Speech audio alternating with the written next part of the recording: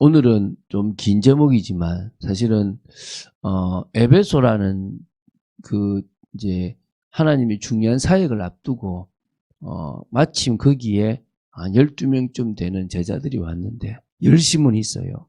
주님 앞에 회개하고 나가고 싶은데 예수님 어떤 그런 성령의 계심도 모르고, 예수님은 알을 수도 있지만 성령의 계심도 모르고 또 성령의 역사도 받지 못했던 자신의 방식으로 헌신하는 사람들이 주께로 돌아오면서 이제 또 이제 새로운 이 에베소의 어떤 사역이 진행되는 부분들이 있습니다. 마치 사도행전 2장의 그 연장처럼, 확장처럼 12제자가 세워지고 그들에게 성령이 임하면서 하나님의 역사가 일어났던 것처럼 여기도 또 정말 동일하게 이 제자들이 또 은혜를 받으면서 확산되는 부분들처럼 보여집니다.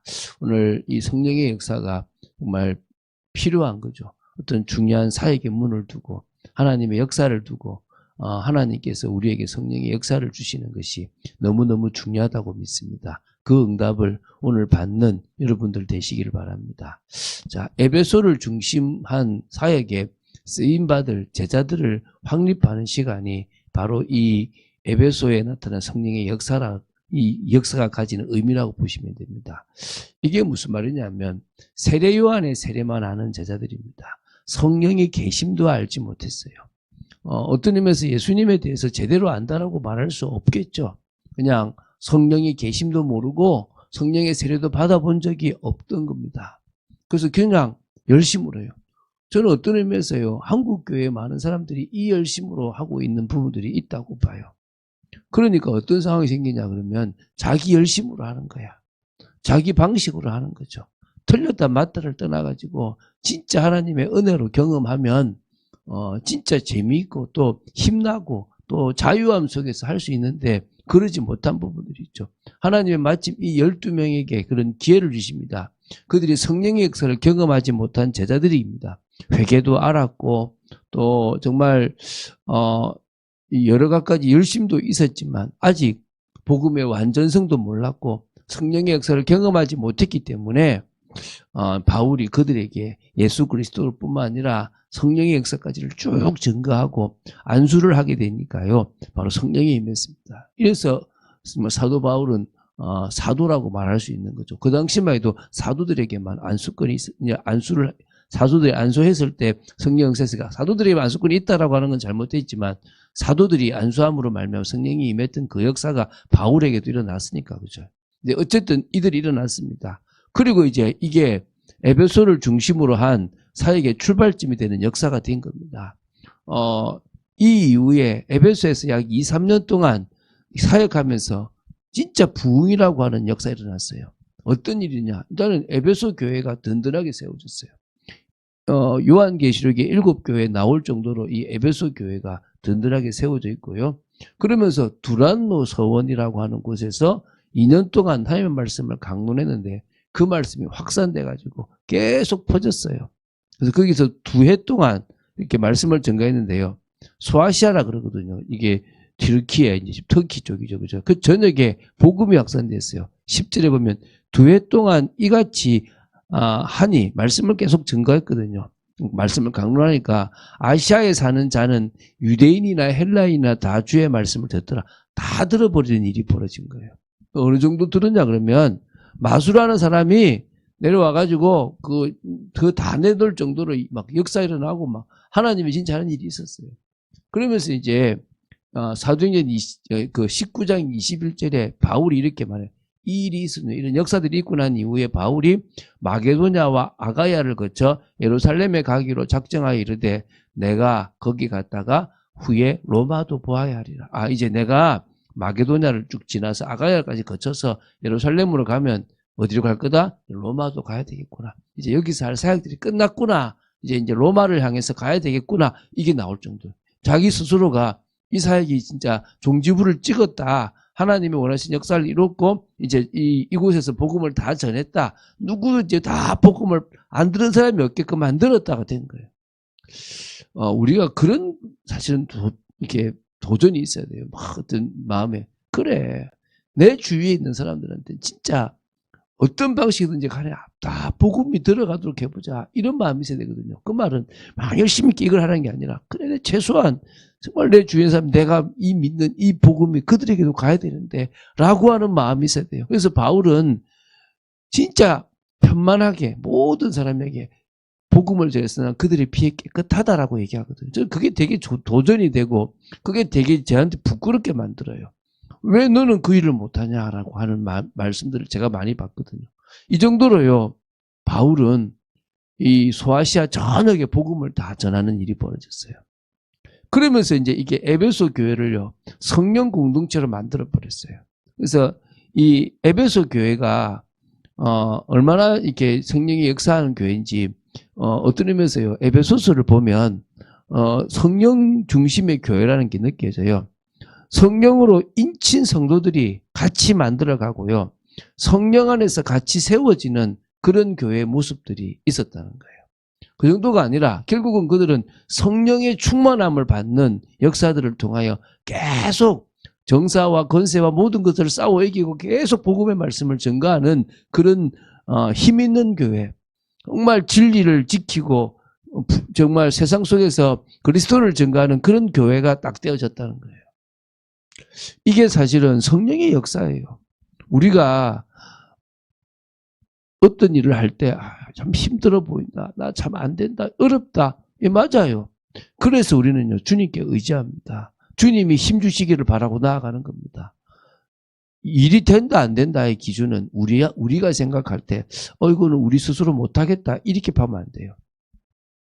주님이 저희를 하시기를 원하시느냐. 주님이 저희를 안 하시기를 원하시느냐. 이게 기준이 돼야 돼요. 주님이 하시기를 원하신다면 우리의 모습과 상관없이 가면 그 다음 주님이 일하십니다. 할렐루야. 근데 주님이 원하지 않는 일인데 막 열심히 우리가 주님의 일이다라고 해버리면 어떤 일을 해도 안 되게 돼 있는 겁니다. 그게 주님의 일입니다. 믿습니까? 저는 믿고 있거든요.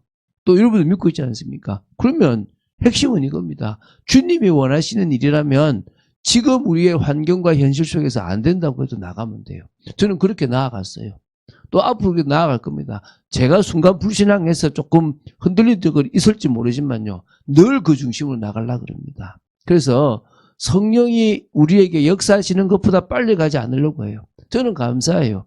저도 할 수 있는 게 없고 여러분도 할 수 있는 게 없어서 성령의 능력을 덧입어야 된다는 게 가장 중요하다고 생각합니다. 오늘 그런 은혜가 우리에게 있을 줄로 믿습니다. 그래서 이 에베소에 일어난 성령의 역사가 가지는 의미 중에 정말 큰 것은 오순절 날에 일어났던 그 사건이 계속 확장되고 있다는 증거예요. 그러면 저는 그게요. 이 한국이라는 나라에서는 평양에서 시작돼서 또 확산이 되어졌어요. 그때도 뭔가 할 수 있다라고 생각했던 선교사님들이 한계를 느끼고 또 한국의 그런 나름대로 신앙을 가진 사람들도 한계를 느끼는 그때에 성령이 그들을 감화시키고 그들을 회개시키고 그들로 하여금 정말 통회자복하고 주님 앞에 나아가는 시간이 되어졌습니다. 우리가 그러면 돼요. 하나님 여전히 저희들은 세상적인 것에 매여 있고 여전히 우리를 자랑하려고 그러고 여전히 우리는 뭔가를 자꾸 이루려고 하고 있고 또 이러고 저러 있습니다. 이게 우리의 모습입니다. 라고 고백하면서 성령의 능력을 주십시오라고 기도하면 돼요. 그러면요 주님이 하십니다. 이게 오순절 사건의 확장이라는 것이요. 이게 지금 반복이라고 보지 말고 이어진다는 거죠. 예루살렘에서 있었던 그게 쭉 계속 있으면서 또 지금 에베소에도 있다는 거예요. 어떻게 보면 됩니까? 사도행전 1장 8절의 성취 과정이죠. 예루살렘 2장이잖아요. 그죠? 그리고 뭡니까? 이제 온 유대로 가기 위해서 사도행전 4장에 또 성령 역사가 한번 있었습니다. 그렇죠? 그리고 뭡니까? 사마리아 8장에 또 있었죠. 그 다음에 뭡니까? 이방인인 고넬료로 쭉 가잖아요. 그러면서 이제 뭡니까? 이 19장에 에베소까지 왔어요. 성령의 역사가 5번 쭉 계속 있으면서 계속 확장되면서 이 일들이 하나님의 말씀의 성취 과정으로 쭉 이어진 거예요. 어디까지 갑니까? 이게 로마로 영국을 중심으로 유럽 전역으로 갔다가 미국으로 가고 그게 지금 또 어디로 옵니까? 한국으로 왔고 지금 중국으로 저 모슬렘 쪽으로 가고 있습니다. 가는 곳마다 하나님은 성령의 역사를 일으키시는 거예요.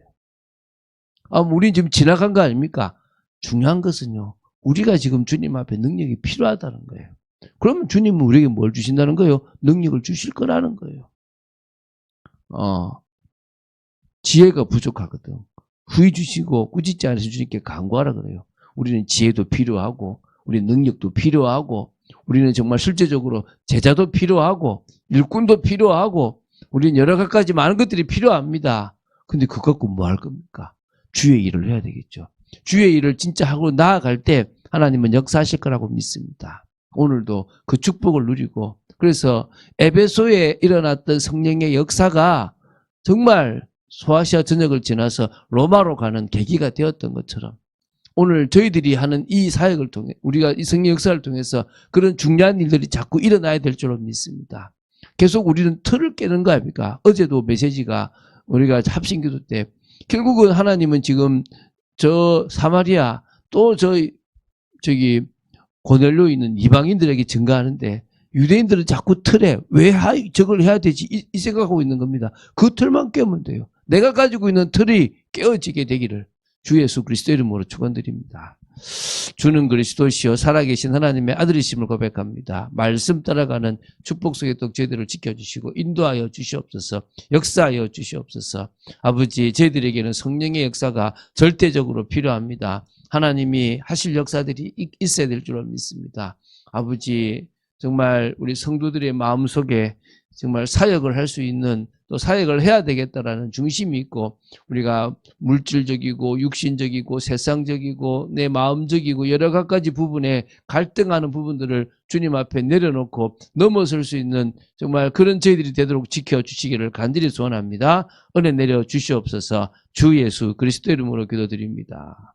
아멘.